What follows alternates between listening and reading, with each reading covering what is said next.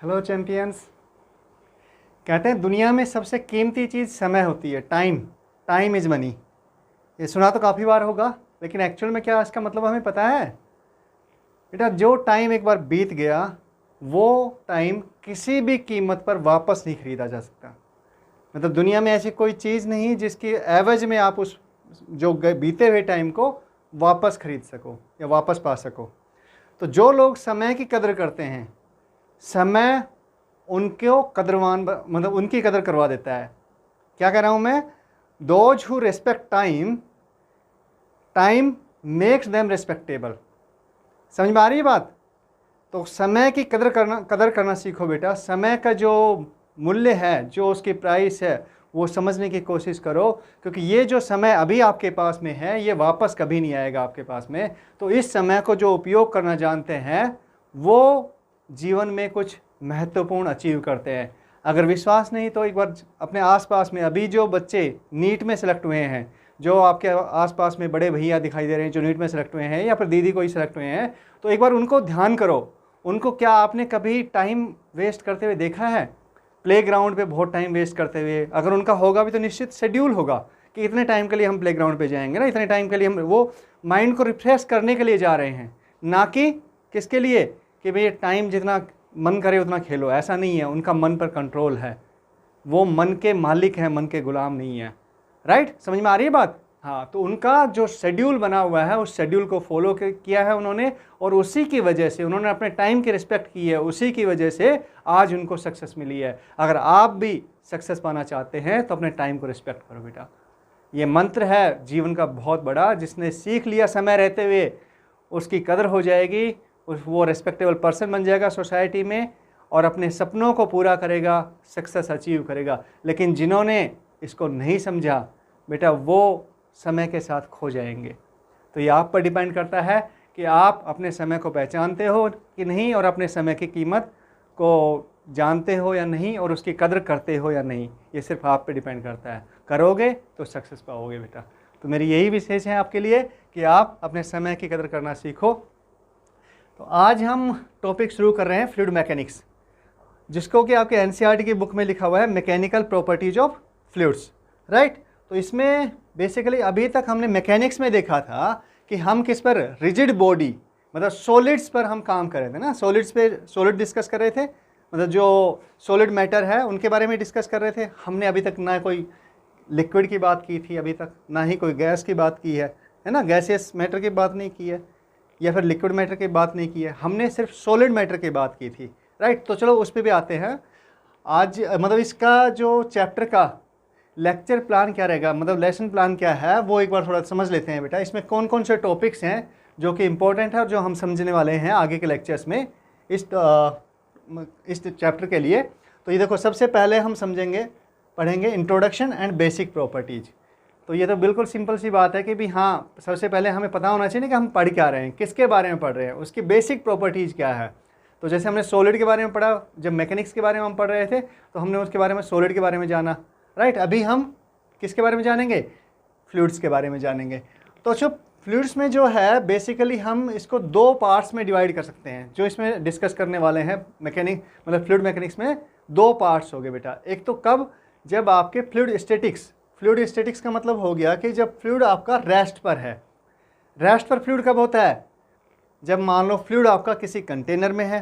Fluid का मतलब क्या हो गया? फ्लूइड आपकी गैस भी हो सकती है और क्या हो सकता है? आपका लिक्विड भी हो सकता है। बिल्कुल सही बात है। तो जो फ्लो कर सके वो फ्लूइड, क्या? जो फ्लो कर सके वो फ्लूइड। तो आपका जब फ्लूइड आपका कंटेनर में है, किसी कंटेनर में है, या फिर मान लो किसी पॉन्ड में पानी भरा हुआ है ना, पॉन्ड आपका जो पॉन्ड होगा आपने देखा ही है, या इवन सी में भी पानी भरा हुआ है, तो ऐसे को जो फ्लो नहीं होता, जैसे रिवर होती है, रिवर क्या करती है? फ्लो करती है। राइट? पाइप में वाटर क्या करता है? फ्लो करता है।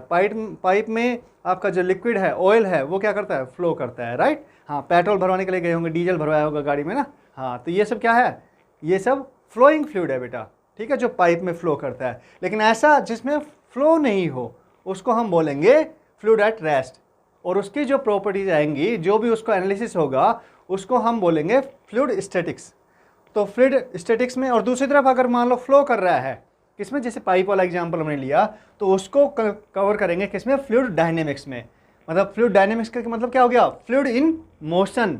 जब फ्लूइड मोशन कर रहा हो तो उसकी प्रॉपर्टीज वगैरह सब थोड़े से क्या होता है, उसका एनालिसिस, जो टाइप ऑफ एनालिसिस है वो चेंज हो जाता है, तो उसको अलग तरीके से एनालाइज करते हैं हम।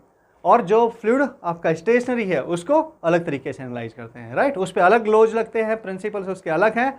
और जो मोशन में है जब फ्लूइड, तो उसके लिए प्रिंसिपल्स अलग है, राइट। ओके, चलो तो मेजर में सबसे पहली बात आएगी इंट्रोडक्शन। उसके बाद में हम जो फ्लूइड स्टैटिक्स में पढ़ना शुरू करेंगे वो होगा मेजरमेंट ऑफ प्रेशर। बिल्कुल नापते हैं हर चीज़ को ना, हम कहते हैं हाँ भाई बता तेरा वजन कितना है, कहते हैं कि नहीं कहते, हाँ तेरी हाइट कितनी है भाई बताओ, होता है। ये क्या है, ये मेजरमेंट ही था, हाइट का मेजरमेंट है, आपके वेट का मेजरमेंट है, समझ आ रही है। ऐसे ही फ्लूइड के जो इंपॉर्टेंट प्रॉपर्टी है वो है one of the important property, that is pressure. हम पढ़ेंगे आज, वो लेक्चर में पढ़ने वाले हैं।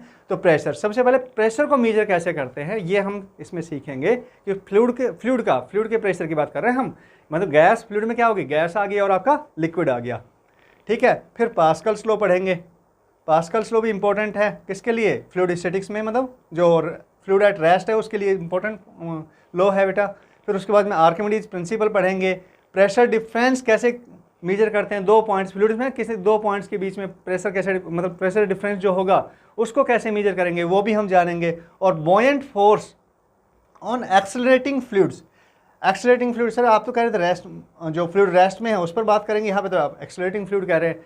हाँ बेटा, ये वाला जो फ्लूइड है एक्सेलरेटिंग फ्लूइड, मतलब एक कंटेनर में हो गया, जैसे उस कंटेनर को पूरे को एक्सेलरेट किया जा रहा है, उस तरह की मोशन है ना। हाँ, तो लेकिन फ्लूइड कंटेनर में फ्लो नहीं कर रहा है, पूरा कंटेनर ही मोशन में है, राइट। उस तरह की मोशन जो होगी उसको हम एक्सेलरेटिंग फ्लूइड करेंगे, राइट।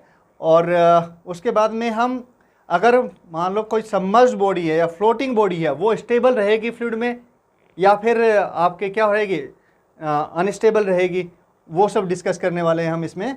इसके बाद में जो टॉपिक आता है वो सरफेस टेंशन है ना। सरफेस टेंशन सुना हुआ है ना, हाँ टेंशन तो सबने सुना हुआ है, लेकिन जो सरफेस टेंशन है, मतलब फ्लूइड की जो सरफेस है उस पर भी टेंशन होता है। अब आप कहोगे सर टेंशन तो हम लोगों को होता है कभी कभी पढ़ाई का, बिल्कुल सही बात है। टेंशन रस्सी में भी पढ़ा है आपने ना, रोप में टेंशन पढ़ा है आपने, इसके अलावा किसी बॉडी में टेंशन आ रही है ना, वो भी पढ़ा है आपने।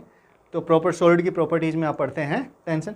तो बेटा जैसे फ्लूइड के सरफेस पर भी टेंशन आती है, आपने देखा होगा ना कि आपके जो मस्कीटोज हैं वो क्या करते हैं, अगर मान लो पानी किसी कंटेनर में पानी रखा भरा है तो उसमें मस्कीटो बैठेगा तो वो क्या पानी में डूबता नहीं है, उस पर आराम से चल सकता है मस्कीटो, ऐसा होता है। हाँ, ये सब सरफेस टेंशन की वजह से होता है।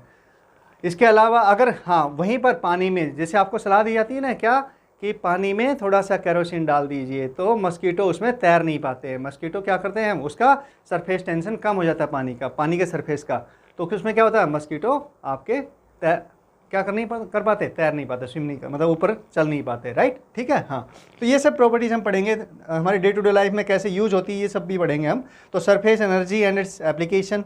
उसके बाद में कैपिलरी जो राइज है, कैपिलरी में जो मतलब कैपिलरी राइज के बारे में पढ़ेंगे, डिस्कस करेंगे हम कैसे होता है। बबल्स में जो प्रेशर होता है, बबल्स के बाहर जो प्रेशर हो गया उससे क्या वेरिएशन आने पे क्या होता है, ये सब डिस्कस करने वाले हैं। प्रेशर ड्रॉप कैसे होता है ना, एंगल ऑफ कॉन्टैक्ट वो भी हम डिस्कस करेंगे। ये सब सारा फ्लूइड स्टैटिक्स का पार्ट है आपका, राइट। फ्लूइड डायनेमिक्स में जब हम कह रहे हैं तो इसमें इक्वेशन ऑफ कंटिन्यूटी, आपकी Bernoulli's equation and its application, ये आपका क्या है, इंपॉर्टेंट टॉपिक्स है। इसके अलावा स्ट्रीमलाइन और टर्बुलेंट फ्लो के कई टाइप, मतलब फ्लो को हम कैटेगराइज करते हैं। मतलब जब आपका फ्लूइड है वो फ्लो कर रहा है तो उसको जो फ्लो है उसको कैटेगराइजेशन का कई सारे मेथड होते हैं बेटा, है ना। तो एक मेथड उसमें ये भी है कि स्ट्रीमलाइन फ्लो है या फिर आपका टर्बुलेंट फ्लो है। रेनॉल्ड नंबर, अभी तक तो क्या था, रेनॉल्ड का पेन सुना था, है ना। रेनॉल्ड पेन हम बचपन से यूज़ करते हैं, हमने भी बेटा काफ़ी यूज़ किया है, तो आप भी यूज़ करते होंगे। लेकिन फ्लोइंग फ्लूइड्स के लिए रेनॉल्ड नंबर भी होता है, जो ये बताता है कि फ्लो कैसा होगा, स्ट्रीमलाइन होगा या टर्बुलेंट होगा। एक नंबर होता है, उस स्पेसिफिक नंबर से ऊपर जाने पर आपका फ्लो कैसे फ्लो में कन्वर्ट हो जाता है, टर्बुलेंट फ्लो में होता है। उससे कम रहने पर आपका कैसा रहता है, स्ट्रीमलाइन रहता है। स्टोक्स लॉ को पढ़ेंगे। हाँ, स्टोक्स लॉ, स्टोक्स आपके ये नहीं शेयर बाजार वाले, कभी आप शेयर बाजार वाले स्टोक्स का सोच रहे हो, वो वाले स्टोक्स की बात नहीं कर रहा हूँ मैं। स्टोक्स लॉ है किसके लिए, आपके फ्लोइंग फ्लूइड के प्रॉपर्टीज़ को डिस्कस करने के लिए, एनालाइज करने के लिए। ठीक है बेटा, हाँ। तो एक एक करके सबका नंबर आएगा, मेरा मतलब इन टॉपिक्स का नंबर आएगा। ओके चलो तो शुरू करते हैं। तो पहला हमने क्या कहा, पहले हम इंट्रोडक्शन कर लेते हैं फ्लूइड का। तो फ्लूइड और रिजिड बॉडी में, मतलब सॉलिड्स में डिफरेंस क्या होता है बेटा? सॉलिड्स आपके रिजिड बॉडी होती है। कैसे? रिजिड बॉडी होती है, राइट। रिजिड बॉडी का मतलब क्या हो गया? रिजिड बॉडी बिल्कुल हम पढ़ चुके हैं, जिनमें दो आपके क्या कहेंगे, दो पॉइंट्स के बीच में जो डिस्टेंस है, इवन सॉलिड को कंप्रेस करने के बाद में भी उनमें डिस्टेंस वेरी नहीं करती। तो उसमें क्या कहेंगे, वो उसको हम कहेंगे रिजिड बॉडी। तो सॉलिड्स ऑलमोस्ट सब केस में हम प्रैक्टिकल पर्पज़ के लिए क्या करते हैं, बिल्कुल रिजिड बॉडी की तरह कंसिडर करते हैं उनको, राइट। लेकिन जो फ्लूइड होता है आपका, फ्लूइड रिजिड बॉडी नहीं होता, है ना। और आपने केमिस्ट्री में पढ़ा होगा कि इसमें क्या होता है, क्रिस्टलाइन लैटिस, जो मतलब स्पेसिफिक लैटिस बनते हैं ना, हाँ क्रिस्टलाइन लैटिस बोलते हैं उनको ना, हाँ क्रिस्टलाइन लैटिस बनते हैं इसमें। किसमें? हर एक जो सॉलिड मैटर हो गया, मतलब क्रिस्टलाइन सॉलिड हो गए, तो आपके जैसे कि हम कहेंगे मेटल्स, तो सबके अलग अलग उनके किसके एटॉमिक नंबर के हिसाब से लैटिस अलग अलग बनते हैं ना, क्रिस्टलाइन लैटिस बनते हैं। तो ये केमिस्ट्री में आप पढ़ते ही हैं। तो रिजिड बॉडी एक अलग मतलब स्पेसिफिक शेप की हो गई। लेकिन जो हमारा कौन से फ्लूइड होते हैं, फ्लूइड की कोई शेप होती है? नहीं, कोई शेप वैसे नहीं होती है। That conforms to the boundaries of the container. जिस भी कंटेनर में आपने फ्लूइड को भर दिया है ना, फ्लूइड को डाल दिया, वो उसी आकार का होता है। सुना है ना, पानी रे पानी तेरा रंग कैसा, है ना। तो वही बात है, पानी तेरी शेप कैसी। तो पानी की शेप कैसी होगी बेटा? जिस भी कंटेनर में जाएगी उसी की जैसी शेप होगी पानी की, राइट। गैस अगर आपने किसी कंटेनर में भरा, कैसे? अगर आपका क्यूबिक है तो क्यूबिक हो जाएगी उसकी शेप। अगर आपका क्या है, ये आपका सिलेंड्रिकल है तो सिलेंड्रिकल होगा बेटा, स्पेरिकल है तो स्पेरिकल होगा, राइट। हाँ, तो फ्लूइड क्या करता है कि जिस भी आपके कंटेनर में आप उसको डालोगे तो वो उसी की शेप को क्या करता है, अडोप्ट कर लेता है, राइट। हाँ, ये चाहे गैस हो या फिर आपका क्या लिक्विड हो, तो उसी की शेप में आ जाएगा। ठीक है, हाँ सिंपल सी बातें हैं बिल्कुल बच्चों वाली। हाँ, can not with stand shear stress. हाँ, ये समझने वाली बात है थोड़ी सी। क्या कह रहा है, शियर स्ट्रेस को विद स्टैंड नहीं कर सकता, मतलब उस पर अगर आप शियर स्ट्रेस लगाएंगे तो उसको रेजिस्ट नहीं करेगा। कैन नॉट विद स्टैंड का मतलब हो गया कि उसको रेजिस्ट नहीं करेगा। शियर स्ट्रेस क्या होती है बेटा? शियर स्ट्रेस होती है कि अगर आपके सरफेस के जो पैरेलल है, जैसे कि फ्रिक्शन की बात आ रही थी, है ना। फ्रिक्शन क्या लगता है, कॉन्टैक्ट सरफेस के पैरेलल लगता है, ऐसे ही ना, फोर्स ऐसे लगता है, फ्रिक्शन फोर्स। तो ऐसे ही आपका जो सरफेस हो गया, अगर सरफेस के टेंजेंशियल मतलब पैरेलल टेंजेंशियल डायरेक्शन में अगर आप फोर्स लगाओगे किस पर, फ्लूइड पर, तो वो उसको रेजिस्ट नहीं कर पाएगा, है ना। ये होता है, देखा ना आपने, अगर आप फ्लूइड में कोई भी फोर्स लगाते हो तो उसको रेजिस्ट नहीं कर पाता है। लेकिन अगर फ्लूइड को आपने बंद कंटेनर में ले लिया और ऊपर से आप उसको प्रेस कर रहे हो, तो वो बिल्कुल उसको क्या करता है, रेजिस्ट करता है। उसमें क्या करता है, रेजिस्टेंस फोर्स डेवलप होता है। किसके थ्रू होता है? प्रेशर के थ्रू होता है, वो पढ़ेंगे हम आगे ना। ठीक है, समझ में आई बात। तो जो लेकिन सॉलिड में ऑन द अदर हैंड, अगर सॉलिड में मैं ऐसे फोर्स लगा रहा हूँ इस पर ना, इसके सरफेस पर फोर्स लगा रहा हूँ, तो ये इसको रेजिस्ट करता है बेटा, लेकिन फ्लूइड नहीं करता है। क्या? फ्लूइड इसको नहीं करता है। अगर टेंजेंशियल फोर्स जो लगता है, tangential force per unit area, उसको हम शियर स्ट्रेस कहते हैं। क्या कहते हैं? Shear stress. Tangential force, tangential मतलब सरफेस के tangent, along tangent, tangential force along per unit area, उसको शियर स्ट्रेस कहते हैं। तो जो फ्लूइड है आपके, वो क्या कर नहीं कर सकते, आपके शियर स्ट्रेस को विदस्टैंड नहीं कर सकते, रेजिस्टेंस डेवलप नहीं करते शियर स्ट्रेस के लिए, राइट। हाँ, इस पर एक अच्छा ऑब्जेक्टिव क्वेश्चन भी बनता है बेटा। ठीक है, हाँ ये पॉइंट याद रखना। Exert force in the direction perpendicular to the surface in the contact.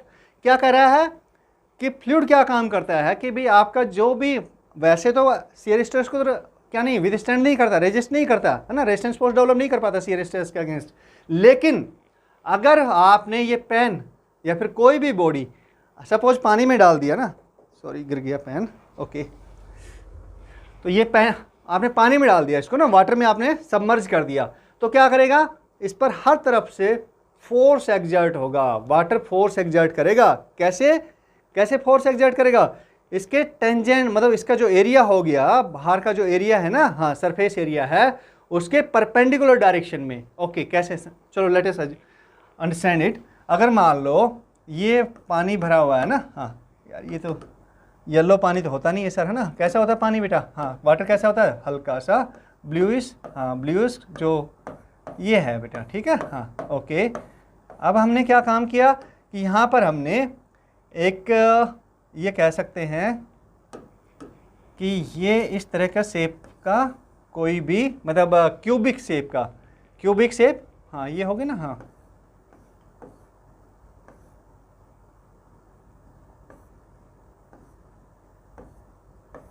Cubic shape हो गई, हाँ थोड़ी सी उस हिसाब से बन गई, ज़्यादा okay, need not to worry. तो इस पर क्या करेगा फोर्स, कैसे काम करेगा इस पर? प्रेशर इसके परपेंडिकुलर, सरफेस के परपेंडिकुलर। देखो ये सरफेस आपकी, चलो इसको वैसे ही ले लेते हैं ना, हाँ इसमें ऐसे कर लेते हैं ओके। तो इसके परपेंडिकुलर, ये ज़्यादा समझ में आएगा। ये इसकी साइड हो गई, ये साइड हो गई, तो इसके परपेंडिकुलर काम करता है। यहाँ पर प्रेशर परपेंडिकुलर काम करेगा, इधर फोर्स लगाएगा क्या? वाटर की तरफ से आपका, इसके भी परपेंडिकुलर, यहाँ पर भी लगेगा, यहाँ पर भी लगेगा, इस परपेंडिकुलर डायरेक्शन में लगेगा, सब तरफ लगेगा, ऐसे भी लगेगा ये डायरेक्शन में भी, और उधर वाली जो सरफेस रहेगी, इसकी इनर सरफेस रहेगी, उस पर भी ऐसे फोर्स लगेगा, ऐसे इस तरह से फोर्स लगेगा बेटा, ऐसे फोर्स लगेगा। तो मतलब परपेंडिकुलर, अगर ये ऐसी क्या ये इस तरह की है तो आपका परपेंडिकुलर यहाँ पे ऐसे, यहाँ पर ऐसे, राइट। हाँ सपोज ये बॉल टाइप में हो गया, तो ये परपेंडिकुलर डायरेक्शन पे, परपेंडिकुलर डायरेक्शन कैसे होती है सर्कुलर शेप में? ऑब्वियसली उसके टेंजेंट पर, कहाँ पर? ये टेंजेंट हो गया, टेंजेंट को पता है ना, हाँ ये सेंटर से परपेंडिकुलर होती है, और इसके अलोंग दी ये ऐसे आएगी सेंटर से, हाँ तो ये सेंटर से इस टेंजेंट पर परपेंडिकुलर, यहाँ पर आएगी तो सेंटर ये रहेगा, हाँ तो इसके परपेंडिकुलर, यहाँ पर आएगी तो ये टेंजेंट रहेगा, ये इसके परपेंडिकुलर, ये सब सेंटर से पास होंगी, यहाँ पर आएगी तो परपेंडिकुलर ये रहेगा, तो इसके सेंटर से, है ना, सेंटर के अलोंग रेडियल होगा। तो ये समझ लो कि जब भी कोई भी किसी भी शेप की बॉडी को आप अगर फ्लूइड में क्या करते हैं, सबमर्ज करते हैं, तो उस पर उसमें जो फोर्स लगाता है, फ्लूइड फोर्स लगाता है, ध्यान रखना, फोर्स लगाता है वो कैसे लगाता है? आपका सरफेस के परपेंडिकुलर डायरेक्शन में लगाता है। ये इंपॉर्टेंट बेटा, ये वाली जो प्रॉपर्टी है इसकी और ये वाली प्रॉपर्टी, दोनों इंपॉर्टेंट प्रॉपर्टी है, इनको समझना इसको समझना जरूरी है। सीधे क्वेश्चन बनते हैं इन पर, है ना, ऑब्जेक्टिव क्वेश्चन सीधे बनते हैं आपके, ध्यान रखना। चलो नेक्स्ट चलते हैं। अब जो फ्लूइड देखो आपने, फ्लूइड में क्या होता है भाई, जो न्यूटन्स सेकंड लॉ हम यूज करते हैं, न्यूटन्स लॉज हम यूज करते हैं किसके लिए? सॉलिड के लिए। तो वो कैसे लिखते हैं? F is equal to net force is equal to ma, है ना, यही करते हैं बेटा, F इजकल टू ma। ये तो सॉलिड शेप के लिए हो गया ना, मतलब उस पर फोर्स लगाएंगे तो उसमें a, अगर F फोर्स हमने उस पर लगाया, उस पर अप्लाई किया, तो हमारा a एक्सलेरेशन, m मास की बॉडी है सपोज, तो उसमें a एक्सलेरेशन क्या कर देगा? ये क्रिएट कर देगा, राइट, डेवलप हो जाएगा। क्या हो जाएगा? a एक्सलेरेशन से बॉडी मूव करना शुरू कर देगी। लेकिन अगर आप फ्लूइड पर कोई फोर्स लगा रहे हैं तो क्या ये होने वाला है? नहीं होने वाला। हाँ, अगर मान लो आपने देखा सपोज कि एटमॉस्फेयर, ये भी तो हवा भरी है ना सब जगह पे, तो ये भी तो फ्लूइड ही है बेटा, है ना, एयर है सब जगह पे। एयर क्या है आपकी? फ्लूइड है। फ्लूइड क्या होता है? जो फ्लो कर सके वो फ्लूइड है आपका, राइट। तो जो एयर क्या है? एयर भी फ्लूइड है। तो एयर के जो है, एयर के मास हम कर सकते हैं, कुछ कैलकुलेट कर सकते हैं, कैसे करेंगे बताओ? तो ये मतलब ज़्यादा कन्वीनियंट चीज़ नहीं है। अगर हम इस पर फोर्स लगाना चाहें तो क्या एयर पर हम फोर्स लगा सकते हैं? सिंपल, जैसे हम सॉलिड बॉडी पे फोर्स लगा सकते हैं ऐसे। अगर ये पेन पे लगा रहा हूँ मैं ऐसे, है ना, इस पे फोर्स लगाया और ये मूव करना शुरू कर दिया, तो ऐसे ही हम कह सकते हैं क्या? इसकी शेप है, इसकी शेप है। एयर की कोई शेप नहीं होती, फ्लूइड की कोई शेप नहीं होती। तो ऐसे में हम इनको क्या कह सकते हैं कि एक्सटेंडेड सरफेस की तरह से हम यूज करते हैं। किसको? फ्लूइड्स को। जैसे कि आपका सपोज कि एक डाइवर है ना, उसने सी में डाइव कर रहा है, स्कूबा डाइवर है तो सी में डाइव कर रहा है, या फिर एक माउंटेनियर है तो वो आपका माउंटेन पर चढ़ रहा है, तो उसको पता है कि जैसे ही ऊपर चढ़ता जाएगा, जैसे जैसे हाइट बढ़ती जाएगी, वैसे वैसे एयर प्रेशर कम होता जाएगा। क्या? एयर प्रेशर कम होता जाएगा। On the other hand scuba diver के लिए क्या होगा? जैसे जैसे वो डेप्थ में जाता जाएगा उसके लिए प्रेशर जो है, वाटर प्रेशर बढ़ता जाएगा। समझ में आ रही है बात? हाँ, तो ये जो चीज़ हो गई, मतलब जो इंपॉर्टेंट कैरेक्टरिस्टिक्स है फ्लूइड की, वो थोड़ी सी अलग तरह से डिफाइन होती है सॉलिड के कंपैरिजन में ना। सॉलिड पे तो हम फोर्स लगाएंगे, उसमें सीधा एक्सलेरेशन आ जाएगा, लेकिन फ्लूइड के केस में ऐसा हमें दिखाई नहीं पड़ता कि भाई हाँ सीधा एक्सलरेट कर जाएगा। फ्लूइड पे कोई फोर्स लगाएंगे ना, तो फ्लूइड को एक्सलरेट भी करना हो तो वो प्रेशर क्रिएट करके तब एक्सलरेट करते हैं बेटा, ठीक है। हाँ, तो यहाँ पर फ्लूइड के केस में जो m की जगह तो हम पढ़ते हैं d फॉर मतलब डेंसिटी, राइट। और डेंसिटी को लिखते हैं हम रो से, किससे लिखते हैं, रो से। यहाँ पे जो मास हम सॉलिड के केस में मास करते थे ना, तो यहाँ पे क्योंकि डेंसिटी जो होती है फ्लूइड की, अगर हम गैस की जो एयर की डेंसिटी समझे तो एयर की डेंसिटी सरफेस पर कुछ होगी, हाइट पर जाएंगे तो चेंज होती है, डेंसिटी हाइट के हिसाब से चेंज होती है। ऐसे ही आपका जो फोर्स है, फोर्स की हम बात करें तो फ्लूइड में क्या है कन्वीनियंट ज़्यादा, अभी हमने बात की थी प्रेशर, तो प्रेशर आपका हाइट के हिसाब से चेंज होता है। प्रेशर आप अगर डेप्थ में जा रहे हो पानी वगैरह में तो क्या होगा, वाटर में अगर जैसे सी में आपने डाइव किया तो प्रेशर डेप्थ के साथ में चेंज होता है, ये हमें पता है। इसी के लिए स्कूबा डाइवर्स जो होते हैं उनके स्पेशल सूट डिजाइन किए जाते हैं। आपकी जो सबमरीन होती है जो कि सी में अंदर नीचे डेप्थ पर क्या करती है, डेप्थ पे मतलब मूव करती है सबमरीन को, उसको भी स्पेशल डिजाइन किया जाता है, किसके लिए, उस प्रेशर को हैंडल करने के लिए, उस प्रेशर को बियर करने के लिए। तो बात समझ में आई। हाँ, तो यहाँ पर हम P की जगह पढ़ेंगे, F की जगह पढ़ेंगे हम प्रेशर P। तो ये हमारी जो इंपॉर्टेंट करेक्ट मतलब प्रॉपर्टीज होंगे फ्लूइड की, वो होगी डेंसिटी और प्रेशर, राइट। क्या, डेंसिटी और प्रेशर, ओके। और इनकी हेल्प से हम इसको एनालाइज करते हैं। तो सबसे पहले हम डेंसिटी पढ़ते हैं। तो डेंसिटी कैसे निकालते हैं बेटा, वैसे तो आपने पढ़ा हुआ है डेंसिटी। सर क्या होती है डेंसिटी, मास पर यूनिट वॉल्यूम, पढ़ा है ना। हाँ, प्रीवियस आपने क्लासेज में पढ़ा होगा। तो कैसे करते हैं, एक थोड़ा सा समझ लेते हैं। सपोज ये कंटेनर है जिसमें कि फ्लूइड आपका ये जो दिख रहा है यहाँ, ये फ्लूइड के पार्टिकल्स हो गए ना, मॉलिक्यूल्स हो गए कह सकते हो।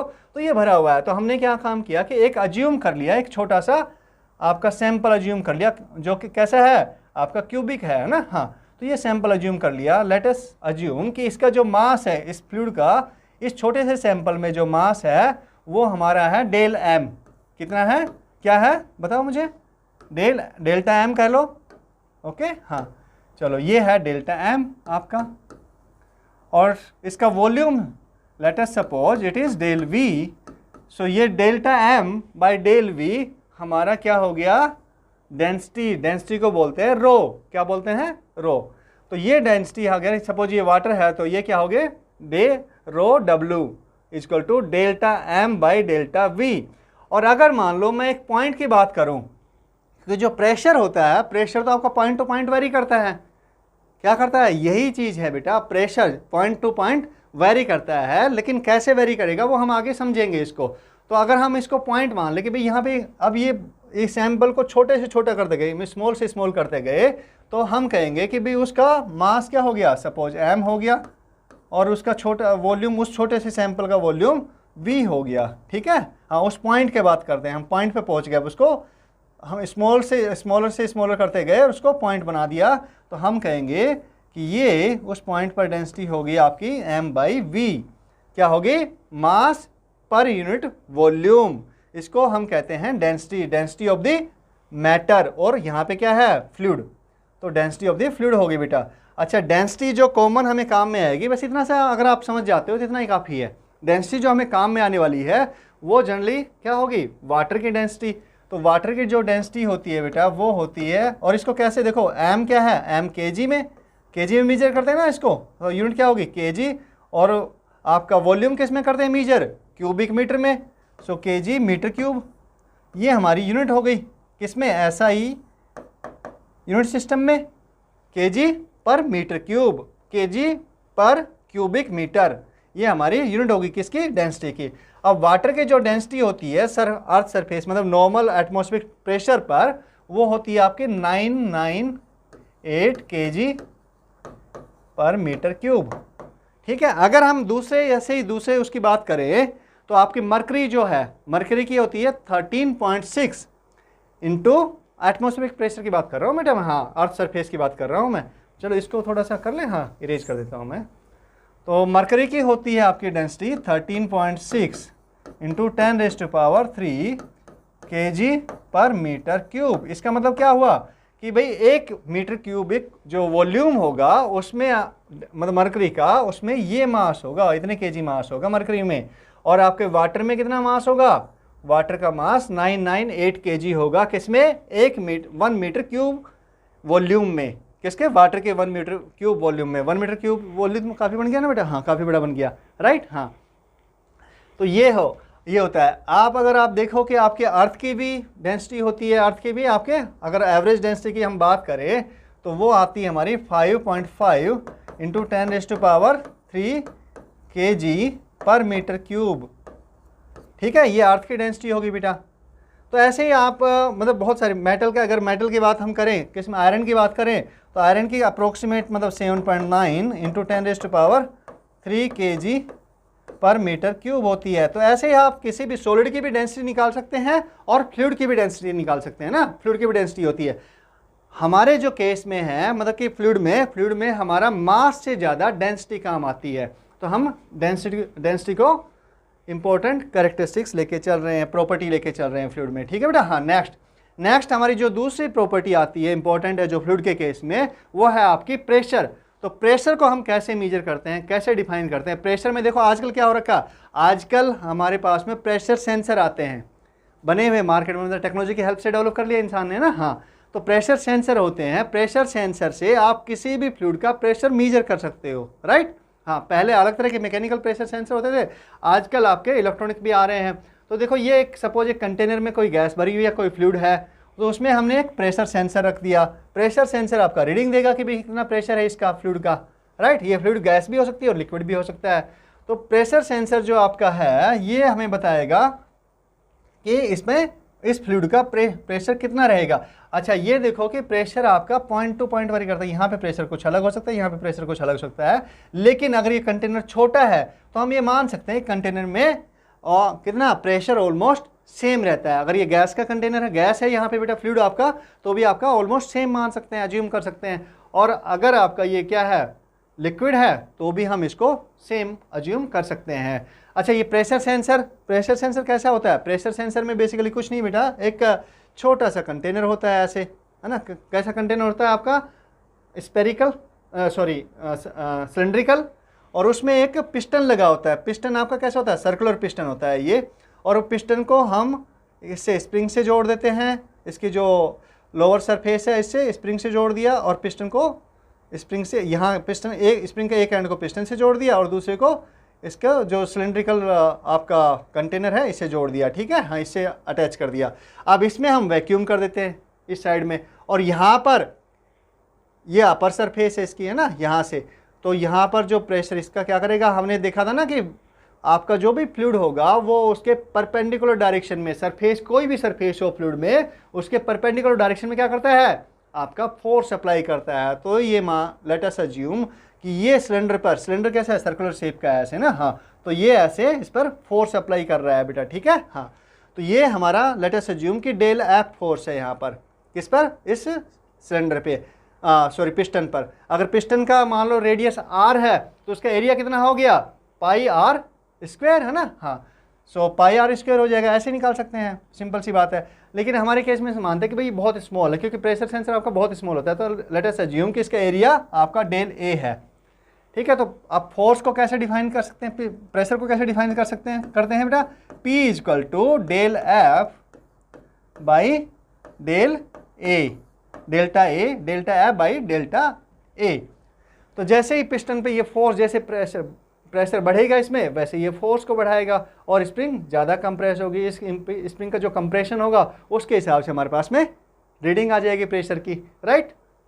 इस तरह से एडजस्टमेंट किया जाता है कि स्प्रिंग का जो कंप्रेशन, जितना कंप्रेशन उसी के हिसाब से हमारी प्रेशर की रीडिंग आ जाती है बेटा, ठीक है। हाँ प्रेशर सेंसर की बात हम कर रहे हैं, तो ये हम ऐसे डिफाइन कर सकते हैं इसको। और अगर मान लो ये पॉइंट के लिए हो तो सपोज वहाँ पर फोर्स लग रहा है एफ एक पॉइंट पर, और एरिया है उसका पॉइंट का ए है, तो P को हम इस तरह से force per unit area define कर देते हैं, राइट। तो किसी भी पॉइंट पर प्रेशर आपका, मैंने बताया ना कि हाँ क्या रहेगा, अगर कंटेनर आपका छोटा ही है तो उसमें क्या रहेगा, हर पॉइंट पर ऑलमोस्ट प्रेशर सेम रहेगा, ठीक है। हाँ ओके, तो ये आप तो कहोगे सर लेकिन हाइट और डेप्थ के हिसाब से आपने वेरिएशन बताया था अभी, और होता भी है। हाँ बेटा, लेकिन मैंने कहा कि स्मॉल कंटेनर है तो ना, स्मॉल कंटेनर के लिए कह रहा हूँ, और गैस भरी हुई है सपोज इसमें, तो वो सब जगह डिस्ट्रीब्यूट हो जाएगी ना, पूरे कंटेनर को भर देगी। अच्छा बताओ मुझे, अगर ये इसमें लिक्विड हो तो क्या होगा, हमने आधा ही है, हमारे पास में इतना ही है कि ये आधा भर सकता है, तो लिक्विड तो क्या करेगा, इसको आधा ही फिल करेगा।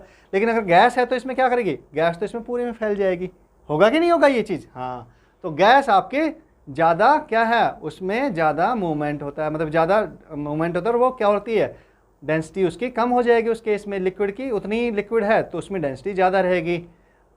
क्यों? क्योंकि वॉल्यूम बढ़ गया, पूरा हो गया। गैस तो पूरे में फैल गई तो मास तो उतना ही है, लेकिन वॉल्यूम बढ़ गया तो उसकी डेंसिटी कम हो जाती है। और लिक्विड की आपकी अगर ये हाफ है तो हाफ फिल है तो आपकी डेंसिटी उतनी उसी हिसाब से ज़्यादा रहेगी।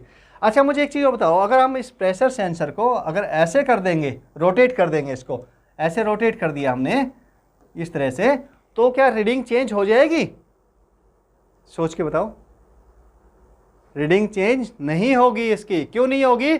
क्योंकि इसमें सब जगह से प्रेशर सेम लगता है। कैसे लगता है? प्रेशर आपका सेम लगता है। इधर भी प्रेशर ऐसे, फोर्स ऐसे लगेगा बेटा, परपेंडिकुलर डायरेक्शन बताया था ना, इधर भी ऐसे लगेगा, इधर ऐसे लगेगा, इधर से भी लग रहा है, इधर से भी लग रहा है, इधर से भी लग रहा है, सब तरफ से लग रहा है प्रेशर आपका। ठीक है, समझ में आ रही है? सब तरफ से फोर्स लग रहा है। तो आप इसको ऐसे रखो या ऐसे रखो या ऐसे उल्टा करके रख दो, कोई फर्क नहीं पड़ेगा, आपका प्रेशर की रीडिंग सेम आएगी। ठीक है, हाँ, ये भी एक छोटा सा कॉन्सेप्ट है बेटा, तो ये ध्यान रखना। तो इसकी यूनिट क्या होगी बताओ मुझे? प्रेशर की यूनिट क्या होगी? न्यूटन, फोर्स की न्यूटन अपॉन एरिया के मीटर स्क्वायर। और इसको हम लिखते हैं पास्कल। किस में क्या लिखते हैं इसको? पास्कल। अच्छा, अब पास्कल का मतलब हो गया कि आपका, और मतलब ये यूनिट हो गई है ना। हाँ, तो इसको, लेकिन जो दूसरे हम मतलब प्रेशर को एक्सप्रेस करते हैं किस यूनिट में?